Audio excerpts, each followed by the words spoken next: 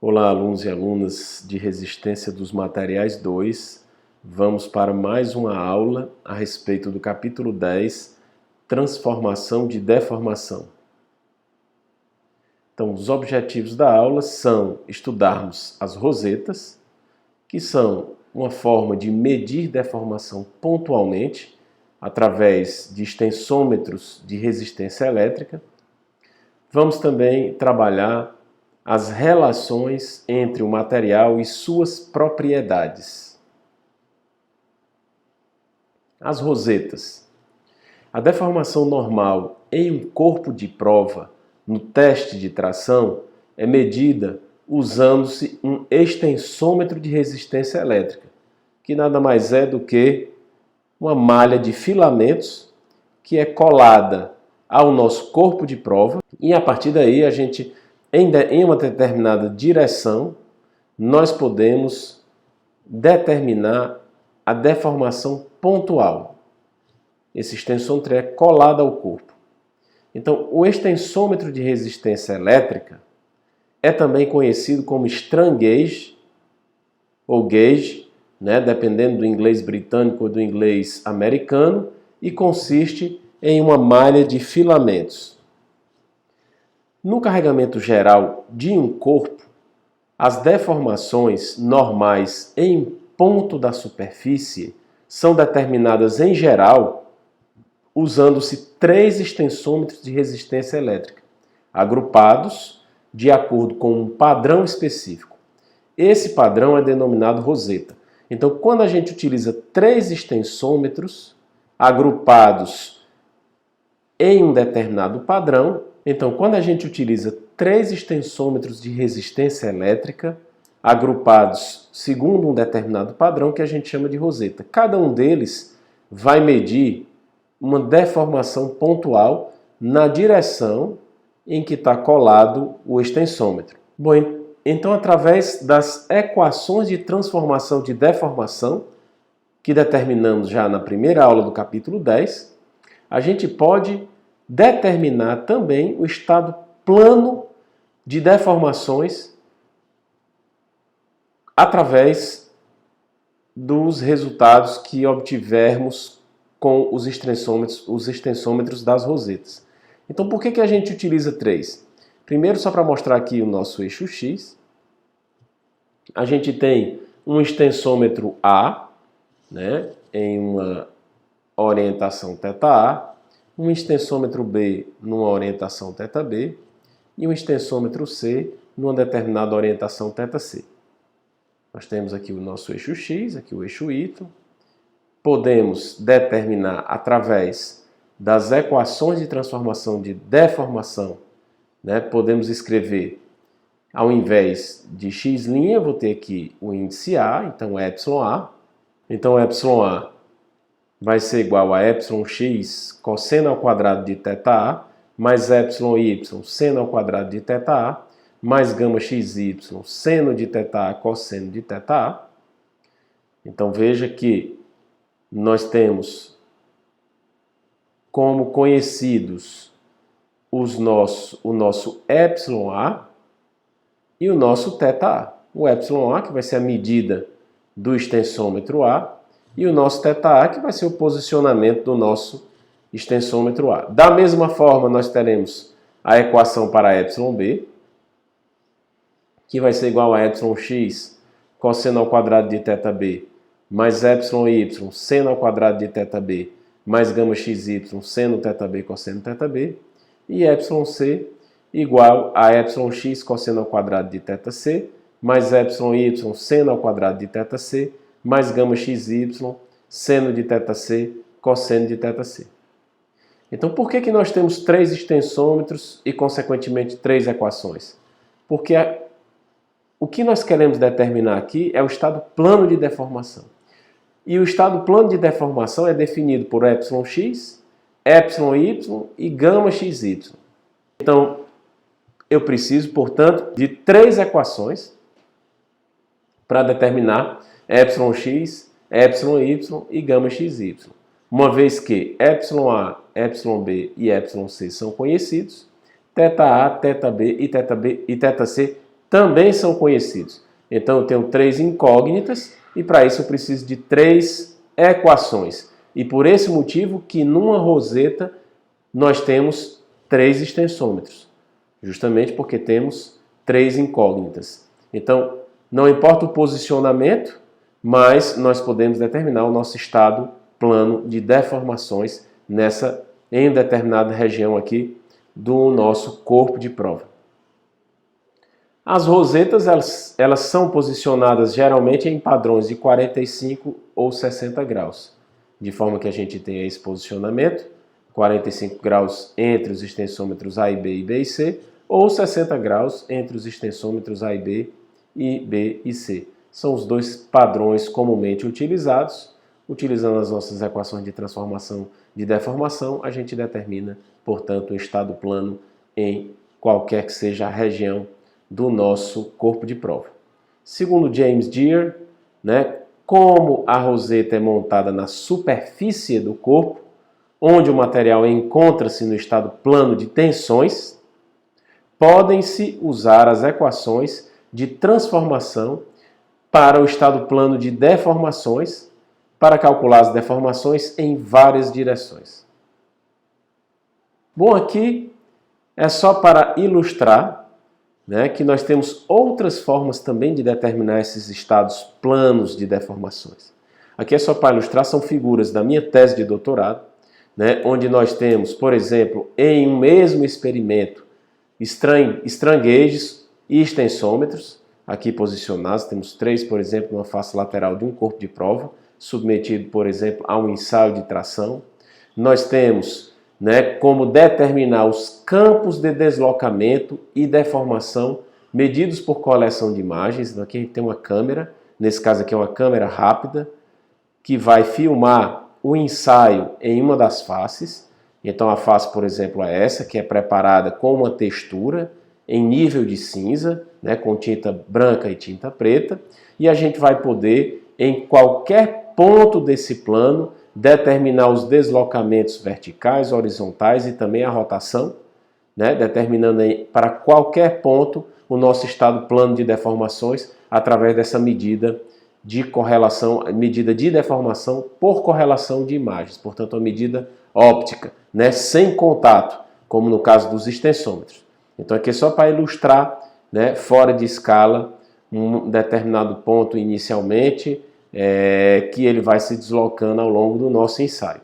Nós temos também como determinar, por exemplo, campos de temperatura medidos por termografia infravermelha. Então a gente tem uma câmera infravermelha que está apontado para a outra face do nosso corpo de prova e a gente mede em todos os pontos desse plano as temperaturas, os campos de temperatura, fazendo uma associação da mecânica com da termomecânica nesse caso.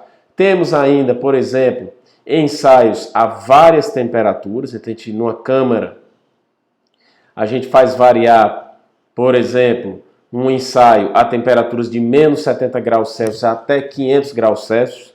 E a gente tem um clip gauge, então um outro extensômetro, uma outra forma também de medir as deformações. Só para ilustrar, várias outras formas também de medir deformações, onde evidentemente dentro desse software são utilizados as equações de transformação de deformação para que a gente possa em qualquer ponto determinar pontualmente essas deformações. A gente tem, por exemplo, através da correlação de imagens, é determinada uma malha e nós podemos, em cada um dos pontos dessa malha, obter as deformações nas direções vertical, horizontal e também a rotação. Aqui a gente mostra a deformação do nosso elemento quando temos uma estricção, já ao final do ensaio. Então nós podemos correlacionar aqui em campos de deslocamento, ou seja, a cada uma dessas cores determina um deslocamento vertical do nosso corpo de prova. Então nós temos aqui ao longo da estricção várias faixas com deslocamentos diferentes. Da mesma forma na direção 2, ou seja, a gente observa claramente aqui esses deslocamentos horizontais de forma que a gente tem claramente como que se deforma os nossos pontos quando nós temos uma restrição do nosso elemento. Então, isso faz parte das minhas pesquisas, está colocado aqui apenas de forma ilustrativa, né, na utilização da mecânica dos sólidos, na utilização de diversas técnicas de medição de deformação em corpos sólidos, que consequentemente, com os parâmetros do material, com o comportamento do material, a gente vai determinar, né, o comportamento mecânico de diversos materiais. Bom, então vamos ao exemplo 10.8. O estado de deformação no ponto A, sobre o suporte na figura A, é medido por meio da roseta de deformação, como mostrada na figura B. Devido às cargas aplicadas, as leituras dos extensômetros dão εA igual a 60 vezes 10 a menos 6, aqui na direção X, εB igual a 135 vezes 10 a menos 6, aqui a 60 graus de X, e εC igual a 264 vezes 10 a menos 6, aqui na direção a 120 graus do eixo X. Determine as deformações principais no plano, no ponto e as direções nas quais elas agem. Bom, então, como solução, nós temos o seguinte. Usando as equações de transformação de deformação, as equações que foram mostradas há pouco, né? εA igual a εx cosseno ao quadrado de θA mais εy seno ao quadrado de θA mais gama xy seno de θA cosseno de θA, εB igual a εx cosseno ao quadrado de θB mais εy seno ao quadrado de θB mais gama xy seno θB cosseno θB, εC igual a εx cosseno ao quadrado de θC mais εy seno ao quadrado de θC mais gama xy seno de θC cosseno de θC, nós obtemos o seguinte, nós vamos substituir εA por 60 vezes 10 a menos 6, εB por 135 vezes 10 a menos 6 e εC por 264 vezes 10 a menos 6. O θA é igual a 0, o θB igual a 60 graus e o θC igual a 120 graus. Então, pela primeira equação, nós temos aqui que o nosso cosseno de 0 vai ser 1, o seno de 0, 0, aqui o seno de 0, 0, portanto, nós temos que yx é igual a 60 vezes 10 a menos 6. Então, esse é o primeiro resultado. Pela segunda equação, substituindo, nós teremos que 135 vezes 10 a menos 6 vai ser igual a 0,25 yx mais 0,75 y mais 0,433 gama xy. E na terceira equação, nós teremos que 264 vezes 10 a menos 6 vai ser igual a 0,25 yx mais 0,75 y menos 0,433 gama xy. Então veja que eu tenho 3 equações e 3 incógnitas. Eu vou substituir aqui εx nas equações 2 e 3 e vou determinar através desse sistema εy e gama xy. Então, calculando esse sistema de equações lineares, a gente vai ter que εx nós já tínhamos, igual a 60 vezes 10 a menos 6, εy igual a 246 vezes 10 a menos 6 e gama xy igual a menos 149 vezes 10 a menos 6. Então, portanto, nós temos aqui o nosso estado plano de deformações através dos resultados da minha roseta de εA, εB e εC, utilizando as equações de transformação de deformação, nós obtemos o nosso estado plano de deformações. Agora vamos determinar nossas deformações principais no plano. Bom, a partir do nosso estado plano de deformações, nós vamos estabelecer o nosso círculo de Mohr. Estabelecemos primeiro o sistema de coordenadas, y vezes 10 a menos 6 positivo para a direita e gama sobre 2 vezes 10 a menos 6 positivo para baixo. Marcamos o centro, que corresponde ao coordenado y médio e 0, y médio que é εx mais εy sobre 2, que nesse caso vai ser igual a 153 vezes 10 a menos 6, e o centro que tem sempre como ordenada 0, então está aqui o nosso centro. Marcamos o nosso ponto de referência, que corresponde ao coordenado εx, gama xy sobre 2. Εx é 60 vezes 10 a menos 6. Gama xy sobre 2 é menos 74,5 vezes 10 a menos 6. Então está aqui o nosso ponto A. O segmento de reta CA vai ser o nosso raio, que nesse caso vai ser 153 menos 60, corresponde justamente a esse cateto horizontal ao quadrado, mais o cateto vertical 74,5 ao quadrado. A raiz quadrada disso tudo e multiplicado por 10 a menos 6 vai ser igual a 119,1 vezes 10 a menos 6, é o nosso raio. A partir daí nós traçamos o nosso círculo. Então vamos determinar agora, né, o nosso ângulo 2θp2, que vai do ponto A até o ponto em que nós temos a nossa deformação normal mínima, ε2. Então, os ângulos no círculo de Mohs são multiplicados por 2. Esse nosso ângulo está no sentido anti-horário. E a gente pode determinar 2θp2 como sendo o arco tangente do cateto oposto, 74,5, dividido pelo cateto adjacente, 153 menos 60, que é igual a 38,7 graus. Então, portanto, nosso ângulo θ índice P2 vai ser igual a 19,3 graus no sentido anti-horário. E a partir daí, nós podemos determinar as deformações principais ε1 e ε2.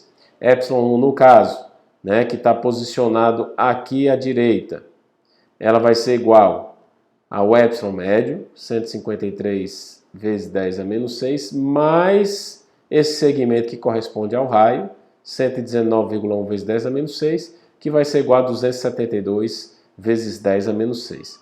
E o ε2, que é a deformação normal mínima, aqui também positiva, mas que vai ser igual ao ε médio 153 vezes 10 a menos 6, menos esse segmento, para chegar até o ponto de ε2, que corresponde ao raio, portanto, menos 119,1 vezes 10 a menos 6, que vai ser igual a 33,9 vezes 10 a menos 6. Observe que as deformações máxima e mínima são as duas positivas, portanto, gerando um alongamento no meu elemento, tanto na direção x' como na direção y'. E aqui nós temos as nossas deformações principais, que é a resposta da nossa questão. Agora vamos representar, né, no elemento. Então, o nosso elemento, nós temos primeiro o eixo XY. Nós temos que o eixo x', né, ele vai estar a 19,3 graus no sentido anti-horário do meu eixo x do x', está aqui y'. No caso, esse meu eixo x', nesse caso específico, né, a gente vai representar no eixo x' a nossa deformação principal ε2. No y', portanto, a deformação principal ε1. Temos o nosso elemento inicialmente, aqui em cinza, que tinha como comprimento, como lados aí, né, na direção x', dx', na direção y', comprimento inicial dy'. Nós temos o nosso elemento deformado, que tem um alongamento na direção x' e um alongamento na direção y' também. Não possuímos distorção, portanto, não possuímos cisalhamento. Evidentemente que quando as nossas deformações são principais, o cisalhamento é 0. E nós temos aqui os comprimentos finais para, na direção x' de 1 mais ε2 dx', porque aqui a gente está representando na direção x' a nossa deformação normal ε2, deformação normal mínima. E na direção y', nós teremos um comprimento final, nós teremos também um alongamento, e um comprimento final igual a 1 mais ε1 dy'. Né? Então veja que ε1 evidentemente também positivo, deformação normal máxima, e a gente tem esse elemento representando aí as nossas deformações principais para esse estado plano de deformações. Dando continuidade, nós chegamos ao nosso tópico 10.6, lei de Hooke generalizada. Então vamos fazer algumas considerações. Vamos considerar sempre que o nosso material é homogêneo, isotrópico e linear elástico. Então são considerações importantes. Além disso, que ele se deforma em pequenas deformações, para que a gente possa usar, né, as equações que a gente vai demonstrar, que chamamos a lei de Hooke generalizada. Então, partindo do estado de tensão triaxial, onde nós temos σx na direção x, σy na direção y e σz na direção z, a gente tem também as deformações εx na direção x, εy na direção y e εz na direção z. As tensões são relacionadas às deformações por meio primeiro, do princípio da superposição. Então a gente pode superpor, eu posso, por exemplo, considerar esse meu elemento de volume representativo, que tem tensões normais σx, σy e σz, tração, nas três direções. Eu posso considerar essas trações isoladamente. Eu posso considerar que a gente pode superpor, por exemplo, uma tração em σx. Então veja que quando eu solicito o meu elemento somente em tração na direção x, o que é que acontece na direção x? Nós temos um alongamento. O que é que acontece nas direções y e z com base nessa solicitação? Nós temos um encurtamento. Se você pegar uma barra e você tracionar no sentido, né, na direção da tração, você vai ter um alongamento, nas outras duas direções você vai ter um encurtamento. Da mesma forma, quando eu solicito somente o meu σy, tração na direção y, você tem um alongamento na direção y, um encurtamento nas outras duas direções, e da mesma forma com σz, um alongamento na direção z, um encurtamento nas outras duas direções.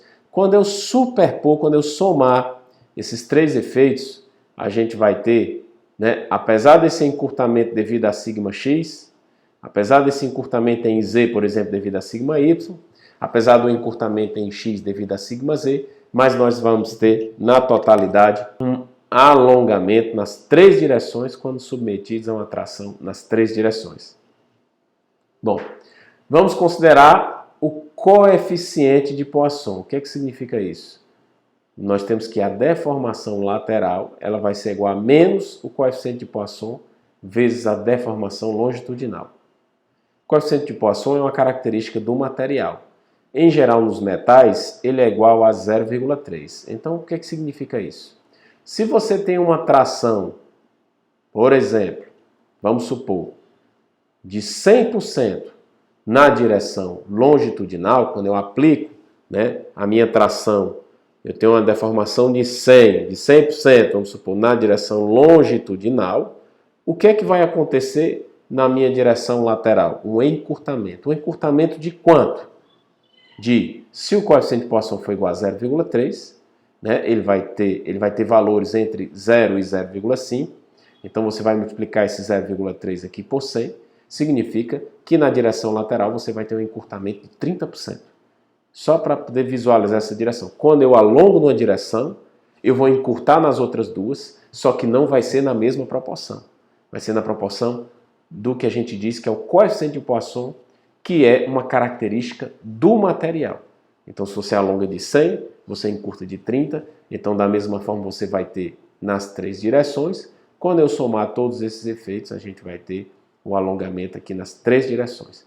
E, além disso, como a terceira consideração, nós temos a lei de Hooke aplicada na direção axial, ε igual a sigma sobre E. Ε é a deformação normal, sigma a tensão normal e o E aqui o nosso módulo de elasticidade, de forma que a tensão sigma é igual ao módulo E multiplicado pela deformação epsilon. Então vamos utilizar também a nossa lei de Hooke, onde E é o módulo de elasticidade e o E também é uma característica do material, depende do material, do tipo de material.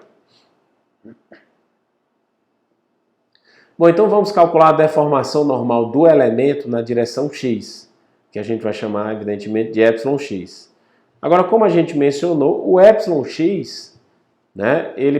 Você vai ter uma deformação na direção x devido à tensão normal x, que vai ser um alongamento, porque essa aqui é uma tração. Usando a lei de Hooke, eu vou chamar aqui de epsilon' de x, né? Digamos a primeira parcela da deformação normal x, vai ser igual a sigma x, dividido pelo modo de elasticidade E, pela lei de Hooke.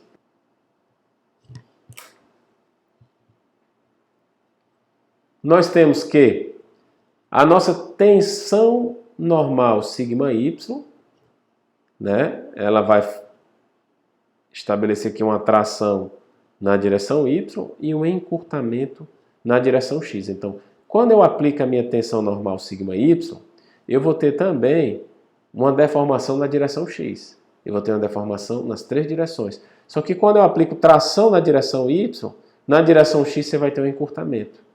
Então, eu vou ter que, com base nessa equação, que a deformação lateral é igual a menos o coeficiente de poação vezes a deformação longitudinal, você vai ter que o epsilon, duas linhas, né? Minha segunda parcela do meu epsilon x, epsilon duas linhas x, essa aqui vai ser, nesse caso, quando eu aplico sigma y, essa vai ser uma deformação lateral, vai ser igual a menos o coeficiente de Poisson, sigma y, que é a tensão que eu estou aplicando, dividido por E.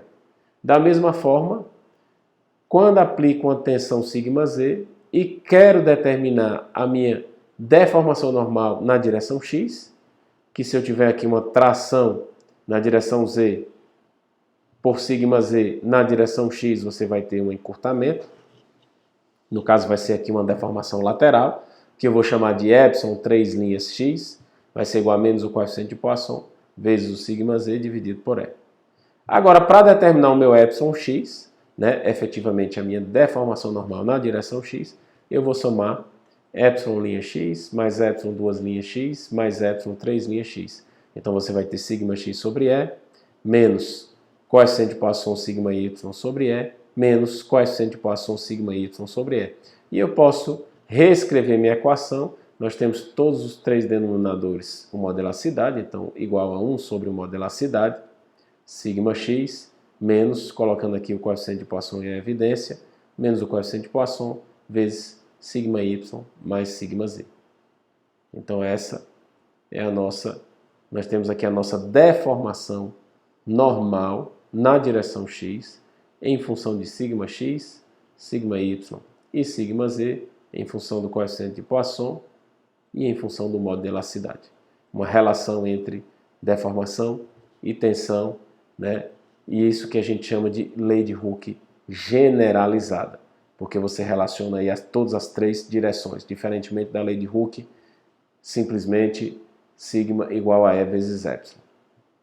Para epsilon y e para epsilon z, a gente vai determinar essas duas equações de forma análoga ao que determinamos, né, na direção x.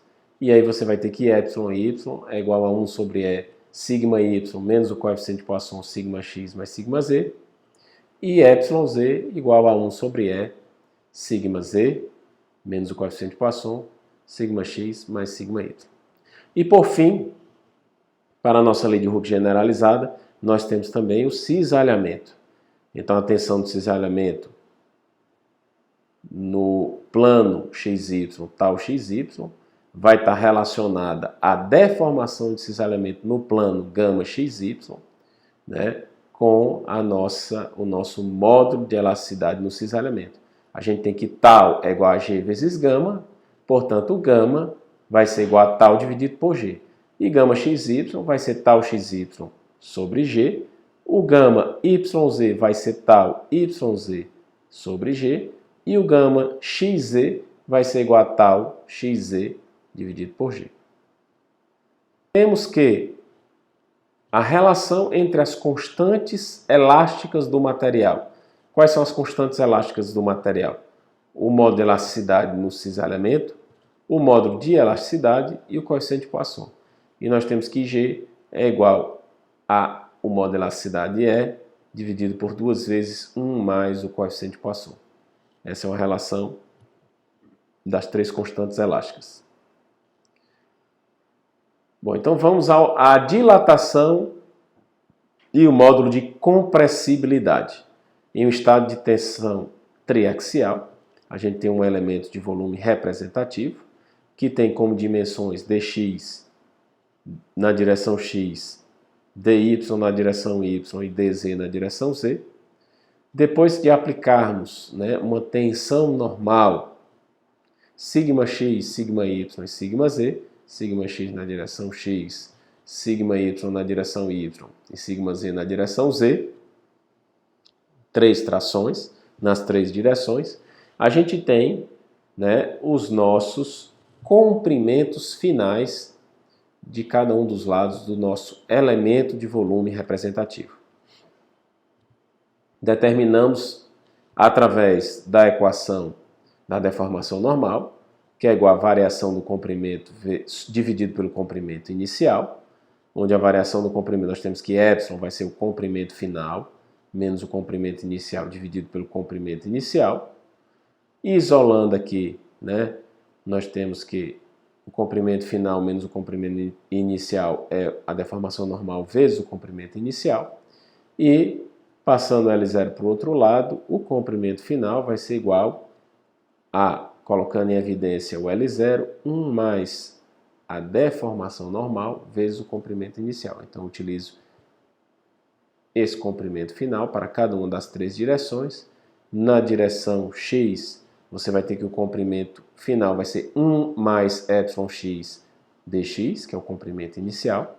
Esse mais significa tração, alongamento. Na direção y, você vai ter 1 mais εy dy, que é o comprimento inicial, a expressão comprimento final. E na direção z, 1 mais εz dz. De forma que eu tenho aqui um alongamento nas 3 direções. Nós temos que a mudança de volume no elemento vai ser o volume final menos o volume inicial. Quem é o volume final? É multiplicar aqui esses 3 comprimentos finais.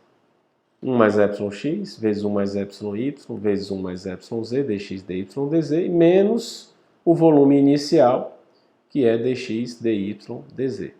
Então, colocando aqui o meu dx, dy, dz em evidência, eu vou ter que a minha variação de volume vai ser εx mais εy mais εz multiplicado por dx, dy e dz.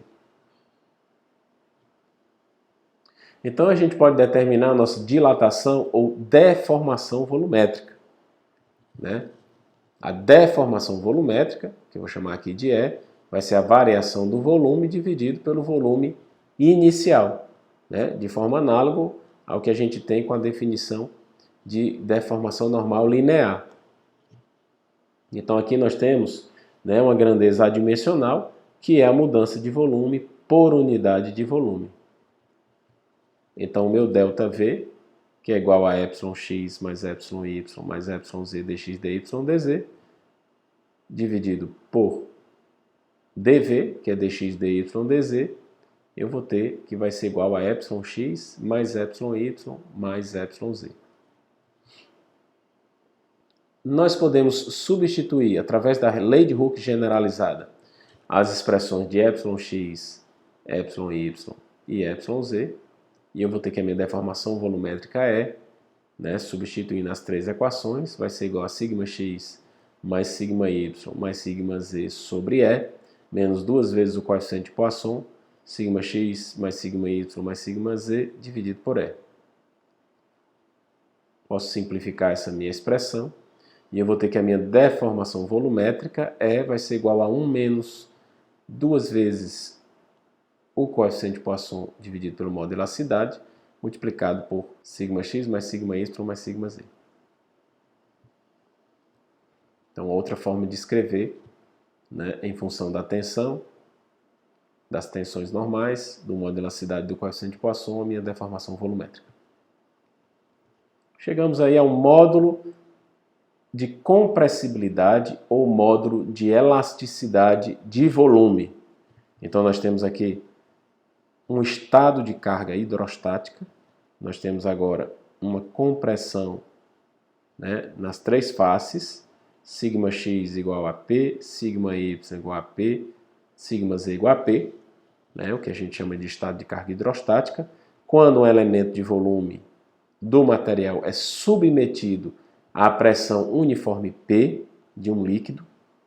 A pressão do corpo é a mesma em todas as direções e é sempre normal em qualquer superfície sobre a qual atua. Reescrevendo para esse caso a nossa deformação por unidade de volume, eu vou substituir σx, σy e σz, cada uma por menos P.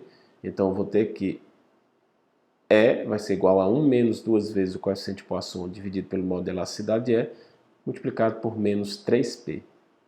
Posso reescrever essa expressão, né? P dividido por E. Então eu vou ter que P dividido por E vai ser igual ao menos o modo de elasticidade, dividido por 3 vezes 1 menos 2 vezes o coeficiente de Poisson. E eu posso chamar, né, essa expressão aqui é dividido por 3 vezes 1 menos 2 vezes o coeficiente de Poisson de K, que chamamos de módulo de compressibilidade. De forma que eu posso reescrever essa minha expressão como sendo P dividido por E igual a menos K. A gente pode fazer uma relação à nossa lei de Hooke, onde aqui no sigma nós temos a tensão normal, aqui a gente tem a nossa pressão, epsilon, a nossa deformação normal, aqui nós temos E, que é a nossa deformação volumétrica, e o E, que é o módulo de elasticidade, aqui nós temos menos K, né, que é o nosso módulo de compressibilidade. A gente tem uma compressão, né, um módulo de compressibilidade, que chamamos aqui de menos K. Observações. A maioria dos metais, o coeficiente de Poisson é aproximadamente igual a 1/3, de forma que o meu K, ele vai ser aproximadamente, o meu K, módulo de compressibilidade, vai ser aproximadamente igual ao módulo de elasticidade. Basta substituir isso aqui por 1/3, certo? Aqui eu vou ter 1 menos 2/3, que é igual a 1/3. Vou cortar o 3 com o 3 e vou ter que o nosso módulo de compressibilidade K vai ser aproximadamente igual ao nosso módulo de elasticidade E. Isso para o caso, sobretudo, dos metais. 2. Se existisse material indeformável, a nossa variação de volume seria igual a zero, concordam? Portanto, com a variação de volume igual a zero, a nossa deformação volumétrica também seria igual a zero, porque a deformação volumétrica é a variação de volume dividido pelo volume inicial. De forma que o nosso K ele tenderia ao infinito. Né? Se nós temos aqui que a nossa deformação volumétrica se aproxima de zero, o nosso K ele vai tender ao infinito. E temos ainda como terceira observação o escoamento plástico. No escoamento plástico, nós temos que o nosso coeficiente de Poisson é igual a 0,5, que de fato é o valor máximo para o coeficiente de Poisson. Quando a gente chega no valor máximo do coeficiente de Poisson, 0,5, a gente tem a expressão 3 vezes 1 menos 2 vezes o coeficiente de Poisson, que é igual a zero. Eu vou ter 2 vezes 0,5 é igual a 1, menos 1, 0, e a gente vai ter esse denominador aqui, que vai ser igual a zero, ou tendendo a zero, e consequentemente o nosso K tendendo ao infinito. Então, durante o escoamento, né, no escoamento a gente já está na região plástica. Durante o escoamento, não se observa mudança de volume real do material. Okay? Só reforçando que quando o meu coeficiente de Poisson é aproximadamente igual a 1/3, para o caso da maioria dos metais, o nosso módulo de compressibilidade vai ser aproximadamente igual ao módulo de elasticidade. E para finalizar, vamos ao exemplo 10.9, que diz o seguinte: o suporte no exemplo 10.8, no exemplo anterior, é feito de aço, né? Está aqui o suporte, para o qual o módulo de elasticidade do aço é igual a 200 gPa, e o coeficiente de Poisson do aço é igual a 0,3. Determine as tensões principais no ponto A. Solução. No exemplo 10.8, nós determinamos as deformações principais. ε1 igual a 272 vezes 10 a menos 6 e ε2 igual a 33,9 vezes 10 a menos 6. Veja que nessa questão ele pede as tensões principais. Nós determinamos no exercício anterior as deformações principais. Agora nós queremos as tensões principais. E através da lei de Hooke generalizada, a gente pode relacionar as tensões e as deformações nas três direções, para, por exemplo, um estado plano, um determinado estado plano de deformações. Então, como o ponto A encontra-se sobre a superfície do suporte, na qual não existe carga, a tensão na superfície é nula. Nós temos aqui o ponto A na superfície, então o nosso σz, digamos assim, perpendicular aí à nossa superfície, é igual a zero. Então a gente tem, né, um estado plano de tensão. Temos as deformações principais, ε1 e ε2, e quero determinar minhas tensões principais nesse estado plano de tensão. Vamos utilizar a nossa lei de Hooke generalizada, substituindo aqui, né, na nossa equação, né, de εx, por exemplo, nós temos que εx é igual a 1 sobre E, σx menos o coeficiente de Poisson vezes σy mais σz. O σz vai ser igual a zero. O índice x eu posso substituir pelo índice 1. O índice y eu posso substituir pelo índice 2, né? Deformações e tensões principais. Então, eu vou ter que ε1 vai ser igual a σ1 dividido pelo módulo de elasticidade menos o coeficiente de Poisson dividido pelo módulo de elasticidade vezes σ2. Veja que eu já cancelei aí o que se refere à terceira dimensão, né? A tensão vai ser nula. Então podemos substituir que 272 vezes 10 a menos 6, que é ε1, vai ser igual a σ1, que eu quero determinar, dividido pelo módulo de elasticidade 200 vezes 10 a nona, menos o coeficiente de Poisson, 0,3, que é o coeficiente de Poisson para a maioria dos materiais metálicos, dividido pelo módulo de elasticidade 200 vezes 10 a nona, multiplicado por σ2, que é a tensão normal mínima que também queremos determinar. Simplificando, nós temos que 272 vezes 10 a menos 6 é igual a σ1 menos 0,3 σ2. Agora, nós vamos utilizar a expressão de εy, né? εy, que é igual a 1 sobre E vezes σy, menos o coeficiente de Poisson, σx mais σz. Σz é zero. O índice y eu substituo pelo índice 2, o índice x eu substituo pelo índice 1. Então, nós temos que a deformação principal, ε2, vai ser igual a σ2 sobre E, menos o coeficiente de Poisson sobre E, vezes σ1. Substituindo, nós temos que 33,9 vezes 10 a menos 6, que é o ε2, é igual a σ2, que eu quero determinar, dividido pelo módulo de elasticidade 200 vezes 10 a nona, menos o coeficiente de Poisson 0,3 dividido pelo módulo de elasticidade 200 vezes 10 a nona, multiplicado por σ1, tensão normal máxima. Simplificando, nós temos que a expressão fica 6,78 vezes 10 a menos 6 é igual a σ2 menos 0,3 σ1. Então, nós temos aqui duas equações e duas incógnitas, que são σ1 e σ2. Então, resolvendo esse sistema de equações lineares, nós determinamos que σ1, a tensão normal máxima, é igual a 62 megapascal, positiva, tração. σ2, a tensão normal mínima, é igual a 25,4 megapascal, que também é uma tração. Essa é a tensão normal mínima, portanto, temos aqui as nossas tensões principais como pedido no enunciado da questão.